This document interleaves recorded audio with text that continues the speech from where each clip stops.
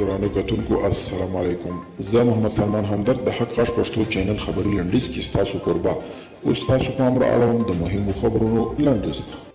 د پاکستان سنا ویلي په پاکستان کې د طالب وسلوالو حضور د هیچا په ګټه نه دی. د پاکستان د سنا مجلس د دفاعي کمیټې مشر جنرال عبدالقیوم ویلي دا سره خبرونه شته چې طالب وسلوال په پاکستان کې دي، خو دغه وسلوالو حضور د پاکستان په ګډون د هیچا په ګټه نه دی.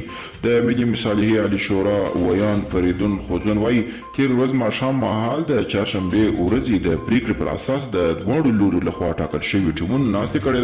د نوموړي په خبره په دې ناسته کې د اجنډا پر ترتیب او توحید خبرې شوي او ټینګار شوی چې غونډه به دمه لري. انډونیزیایي چارواکي وایي تېره ورځ نادرکه شوې الوتکه سمندر ته لوېدلې ده. تېره ورځ د انډونیزیا یوه الوتکه له پلازمېنې جاکارتا والوته، خو څو دقیقې وروسته یې له هوایي ډګر سره اړیکه پرې شوه. ماښام مهال امنیتي ځواکونه په دې بریالي شول چې د الوتکې د لوېدو ځایګی پیدا کړي.